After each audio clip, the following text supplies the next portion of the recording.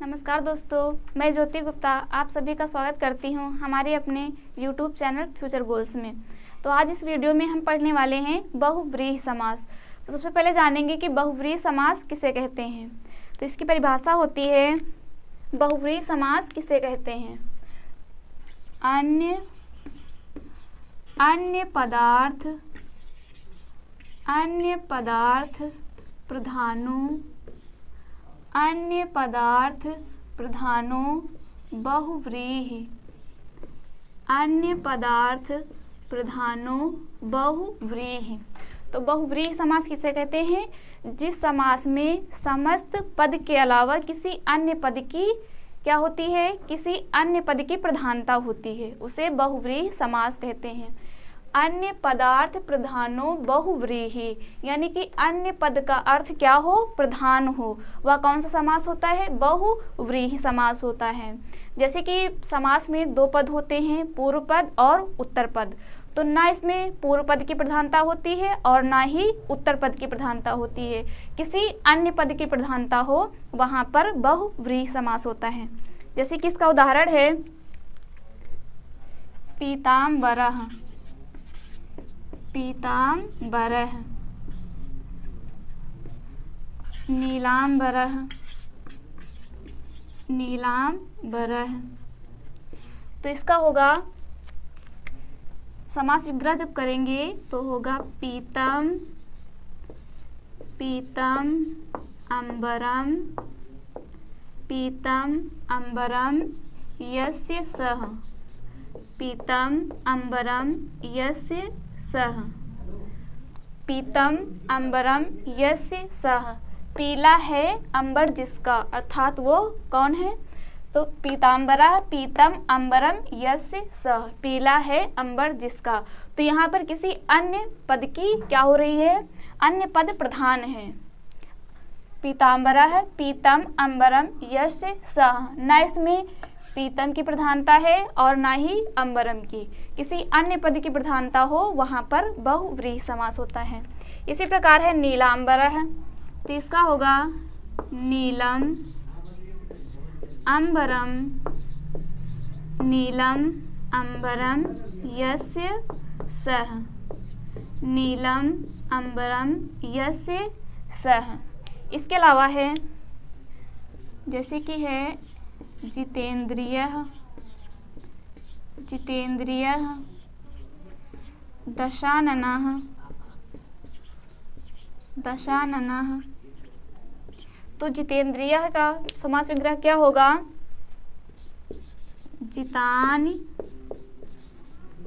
जितानि इंद्रियाणि, जितानि इंद्रियाणि येन सह, जितानि इंद्रियाणि येन सह। जिसने इंद्रियों को जीत लिया हो। क्या कर लिया हो? जिसने इंद्रियों को जीत लिया हो। दशाननः, दश आननानि, दश आननानि यस्य सः, दश आननानि यस्य सः। दशाननः किसके विषय में कहा गया है? रावण के विषय में।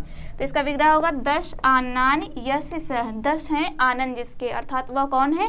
रावण है। तो यहाँ पर किसकी प्रधानता है? अन्य पद की प्रधानता है। ना तो यहाँ पर पूर्व पद की प्रधानता है और ना ही उत्तर पद की। तो किसी अन्य पद की प्रधानता हो तो वहाँ पर बहुव्रीहि समास होता है। इसके बाद अगला उदाहरण है, जैसे कि है चतुराननः, चतुराननः। तो इसका विग्रह क्या होगा? इसका विग्रह होगा चत्वारि, चत्वारि आननानि, आननानि, चत्वारि आननानि यस्य सः। चतुराननः, चत्वारि आननानि यस्य सः। 4 हैं आनन जिसके, अर्थात वह। तो इसमें क्या है? बहुव्रीहि समास में अन्य पद की प्रधानता होती है। अन्य पदार्थ प्रधानो बहुव्रीहि।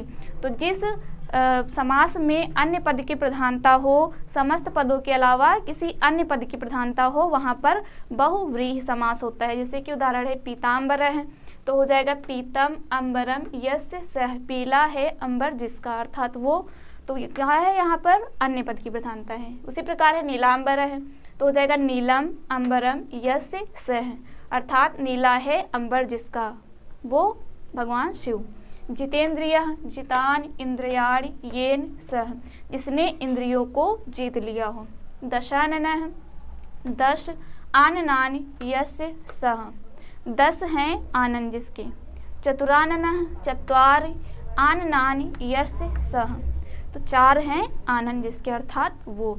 तो जहाँ पर किसी अन्य पद की प्रधानता हो वहाँ पर बहुव्रीहि समास होता है। यदि यहाँ पर पीताम्बरम हो, नीलाम्बरम हो, तो वहाँ पर कर्मधारय समास होता है, उसमें होगा पीतम अम्बरम। तो पीताम्बरः है यानी पुल्लिंग शब्द हो तो वहाँ पर विसर्ग लगा हो तो वहाँ पर बहुव्रीहि होगा, किसी अन्य पद की प्रधानता होती है। और कर्मधारय समास उसमें नपुंसक लिंग में होता है। पीताम्बरम होगा तो कर्मधारय समास होगा, वह नपुंसक लिंग होता है। तो नपुंसक लिंग जितने भी शब्द होते हैं उसमें कर्मधारय समास होता है। यदि यहाँ पर होता नीलाम्बरम पीताम्बरम तो कर्मधारय समास होता। पीताम्बरः है नीलाम्बरः है तो यहाँ पर बहुव्रीहि समास होगा। तो पीताम्बरः पीतम अम्बरम यस्य सह, नीलाम्बरः नीलम अम्बरम यस्य सह। जितेन्द्रियः जितानि इंद्रियाणि येन सह। दशाननः 10 आननानि यस्य सह। चतुराननः 4 आननानि यस्य सह। तो बहुव्रीहि समास क्या होता है समझ में आ गया होगा। तो यदि आप लोगों को ये वीडियो पसंद आया हो तो प्लीज़ लाइक करें, वीडियो को ज़्यादा से ज़्यादा शेयर करें और चैनल को सब्सक्राइब करें। धन्यवाद।